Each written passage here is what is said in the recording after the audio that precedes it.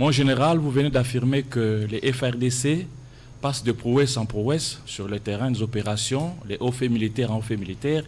Félicitations, la question elle est toute simple.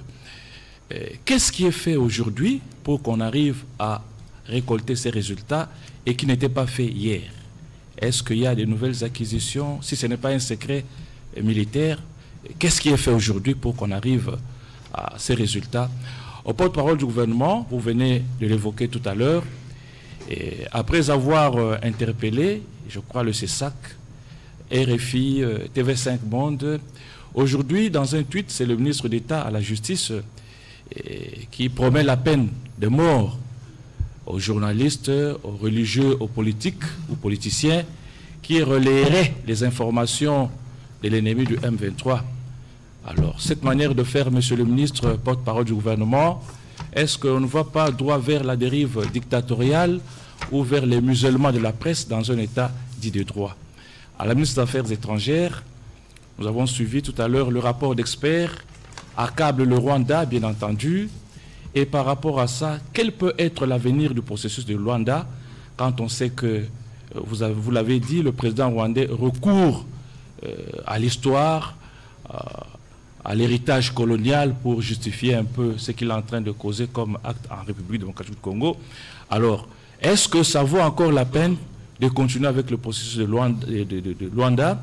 Et par rapport à l'Ouganda voisin, si on suit un peu les déclarations du fils Museveni, je crois le chef d'état-major général, vous aviez interpellé si peu, je me souviens, le chargé d'affaires de l'Ouganda à RDC par rapport aux propos. Et aujourd'hui, l'Ouganda nous propose de négocier, de dialoguer avec le M23, ce qui est une ligne rouge à ne pas franchir par la RDC. Qu'est-ce que vous dites? Est-ce que c'est encore un partenaire fiable, un partenaire qu'on doit encore ménager, ou n'est-il pas temps de revoir nos relations diplomatiques avec ce pays? Merci, monsieur Jacques. Mon général. Merci, Jacques, pour la question. Qu'est-ce qui est fait aujourd'hui qu'on n'a pas fait hier, qui justifie les prouesses? Non, les prouesses sont là depuis toujours. Parce que c'est depuis 30 ans que nous sommes en guerre. Une guerre qui n'est pas déclarée. Ben, c'est cette armée qui fait en sorte que le Congo puisse rester ce qu'il est aujourd'hui. Donc il ne faut pas dire qu'hier on a failli quelque part. Non, non. En guerre, comme je l'ai dit aux journalistes lors de la réunion, la guerre évolue toujours en dents de scie. On peut perdre une bataille, mais comme je vous l'ai dit tout à l'heure, la victoire finale, elle sera congolaise. Et cette armée, c'est une armée qui est déterminée à assurer l'intégrité territoriale de notre pays, à défendre nos frontières et à protéger les personnes, les habitants du Congo, donc le peuple congolais et tous ceux qui ont choisi le Congo comme leur deuxième patrie. Et cette armée travaille jusqu'au sacrifice suprême. Et quand vous regardez ce processus, cette guerre qui nous a imposée, il y a beaucoup de morts au Rwanda qu'au Congo. Il y a beaucoup de morts des militaires rwandais que des militaires congolais. On ne vous a pas montré les images, il y a des images horribles, mais il y a dans les images que je vais essayer de monter et de rwandaises, il y a aussi les ADF, il y a aussi les ADF, il y a presque dans la partie orientale de notre pays des menaces multiples, des Zouélés jusqu'au Grand Katanga. Il y a plusieurs menaces et l'armée est appelée à affronter toutes ces menaces-là. Mais, comme je l'ai dit tout à l'heure, elle est déterminée à ramener la paix dans notre pays et de gré ou de force, cette paix reviendra. Et cela arrivera.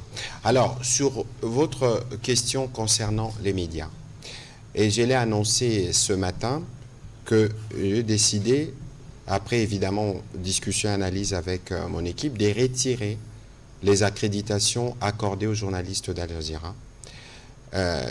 Parce que c'est tout simple.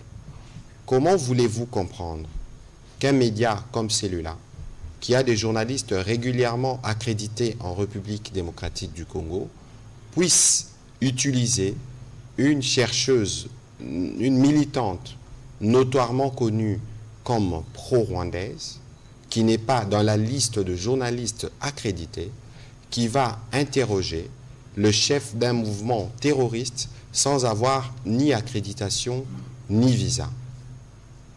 N'est-ce pas méprisant? D'abord pour ces journalistes-là. Alors, à quoi ça sert à cette chaîne d'avoir des journalistes accrédités localement lorsqu'il faut faire une interview, recourir à une chercheuse qui est militante? C'est une porte d'entrée de la manipulation et de l'intrusion. Nous leur avons écrit et nous attendrons, parce que sûrement à un moment ou à un autre, ils réagiront. Et en ce moment-là, nous discuterons, parce que ça, c'est l'exemple de ce qu'il ne faut jamais faire, justement. C'est l'exemple de ce qu'il ne faut jamais faire, de donner la parole à des terroristes, et ce qui, pour nous, est assimilable à l'apologie du terrorisme, et c'est totalement inacceptable. Nous avons eu des discussions ce matin avec les correspondants de la presse internationale ici.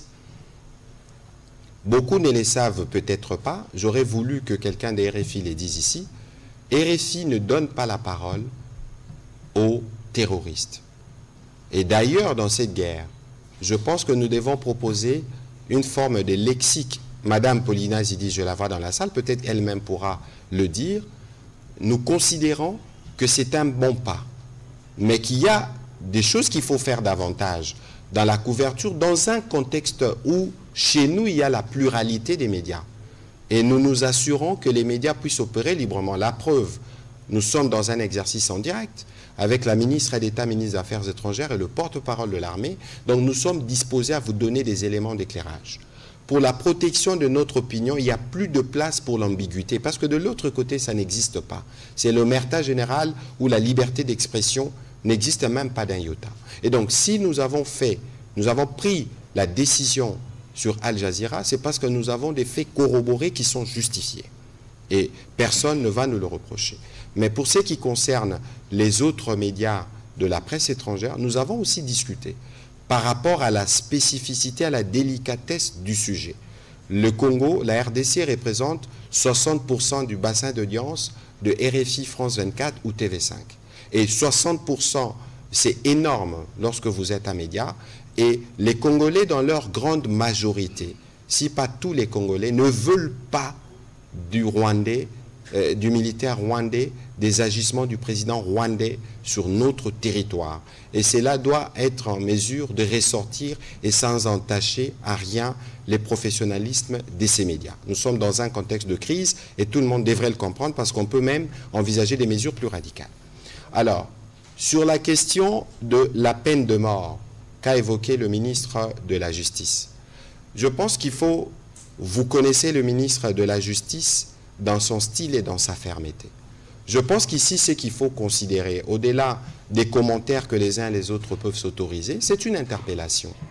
C'est une interpellation qui ne concerne pas que le professionnel des médias, c'est une interpellation qui concerne à la fois les militaires et d'autres personnes qui sont sujets ou qui peuvent être utilisés comme de canons pour passer des messages de l'ennemi.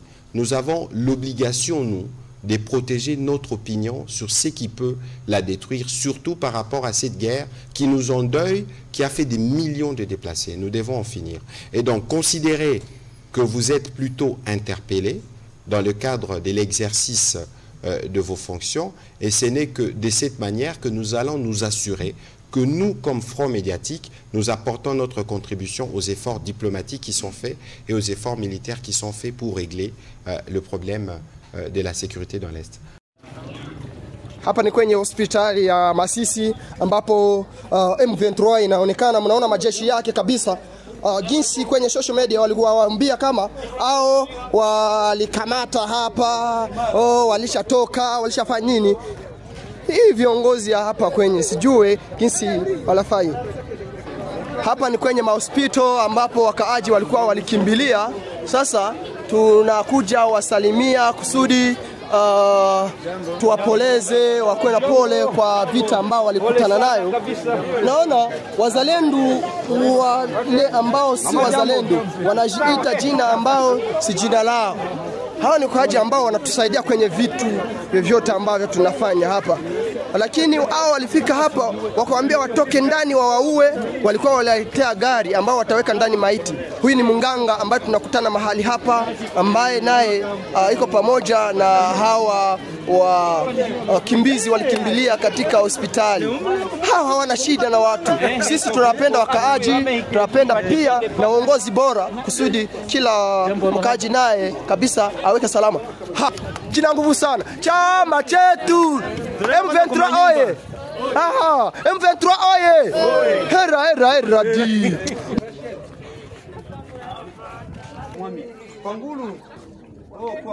Hao ni majeshi kamili ambao ni wa AFC M23 ambao wanashimama imara kabisa sana. Naona jinsi kanali jinsi anashimama kabisa sana. Anashindia Tshisekedi ambaye anavimbisha machafu katika ofisi ya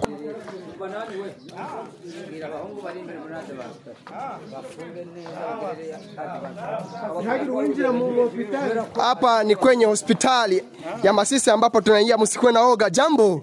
Ni salama. M23 oye. Mgomboe nchi yenu, mjigomboze. M23 oye. Jambo dada. Urakombeye choni.